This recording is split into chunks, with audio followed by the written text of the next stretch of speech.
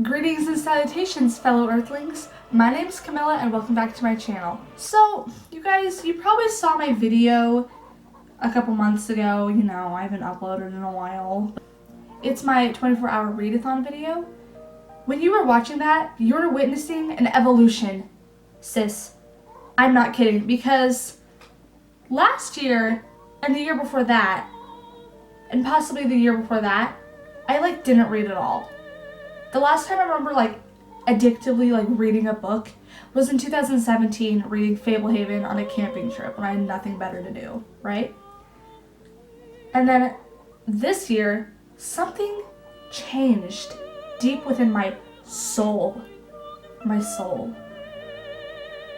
And I have started reading like crazy. So this is how it all began. 2017, I was on a camping trip and I read Fablehaven, and I finished the book.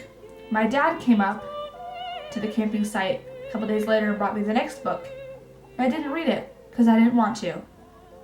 And that's when all this mess started. I specifically remember sitting in my library, pulling out a smallish book and being like, you know what, I could probably read this. Great. So I open it up. I read the first line and I'm like, you know what, I'll read this later. Put it down, and I didn't read till 2020. When all of a sudden, I had the most life-changing discovery and realization that I had only read the first 4 Harry Potter books. And I had claimed to be a fan of Harry Potter all these years, when I had seen all the movies, but only 4 of the books. It's a shame to say it, you know what I mean?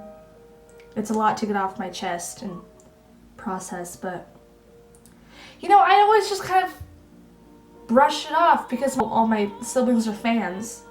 But why hadn't I read all the books? So then I pulled out the first Harry Potter book and just decided to restart from the beginning, not try to read from the 5th because I didn't remember. You know, what happened.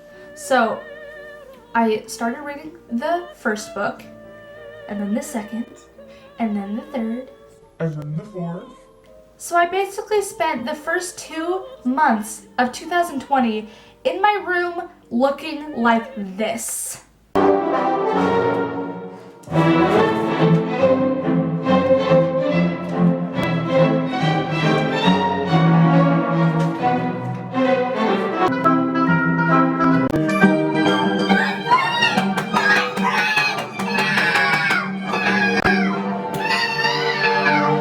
After that, I itched and twitched with excitement while looking at all the books in my library, wondering which one I could read next.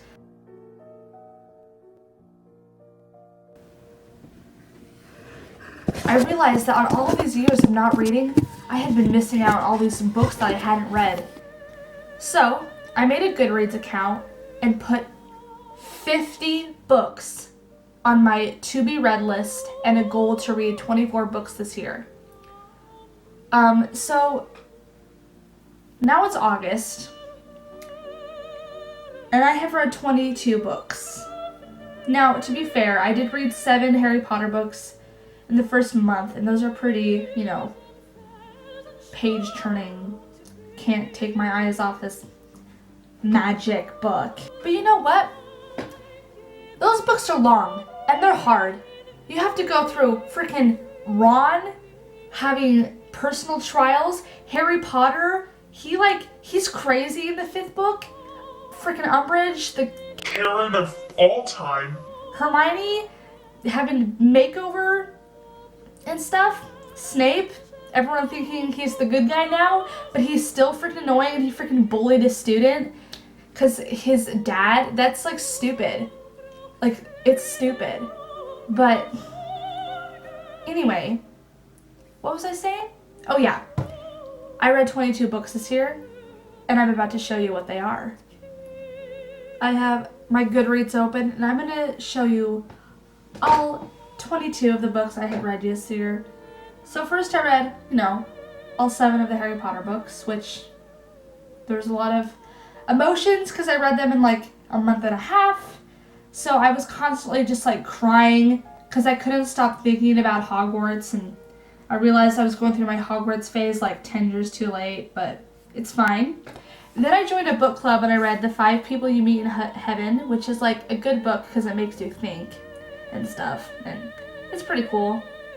Wildborn Spirit of Animals #1 by Brandon Mull. Don't read it. It's boring. Nurk, The Strange, Surprising Adventures of a Somewhat Brave Shrew. Whatever. And that one's kind of cute. Deep Blue, The Waterfire Saga #1. That one's pretty high quality. I have it right here. Deep Blue, The Waterfire Saga #1, and I'll read the #2 when I feel like it. This one was honestly hard for me to read because I'm stupid. And then in my book club, I also read this. We actually didn't end up having like a meeting about it because COVID-19 went woo! You know what I mean? So yeah, but here's that. And then I love this book. Like, the illustrations are so pretty. It's like Studio Ghibli made a book. Like, can I just show you? Look at this picture. Isn't that cute? The Tales of Beetle the Bard. I listened to that one on Audible. Not sponsored. Fortunately the Milk by Neil Gaiman. Gay. And there's that. Of Poseidon. And you guys remember I read this one in the readathon. This is the first one I read. I didn't like it because it was too sappy, because I don't like romance. Like, who cares about men? We're gonna get to the mermaids, honey.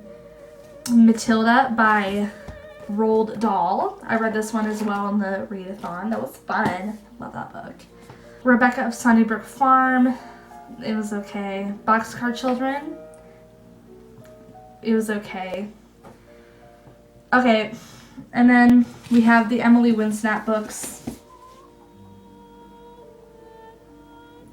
I started these when I was about 13, when I was going through like a huge mermaid phase. I still love mermaids, but this was really intense then. And these were still like children's books, so I could read them and it wasn't like it was my level of life, if you know what I mean. But since I've read so many of the books, I have to keep reading them. And this Liz Kessler, she keeps releasing more books. And they're still children's books, but I'm only getting older, so they're only getting more repetitive for me. But I can't not read them because I can't not. I've already read. I have to read all of them because, like, I'm very loyal to series. Then I read Anne Frank, The Diary of a Young Girl, which is like incredibly page turning, and that one I was really addicted to, and I think it's because like I like the idea of like looking in someone's thoughts. My Name Is Not Angelica, that one's okay. It's not really interesting though, and that's like, sis, that's it. That's what I've read this year and last year and the year before that and the year before that. I read nothing. So, take my advice and read books, because it has saved my life. And I think this is a good time to stop the video.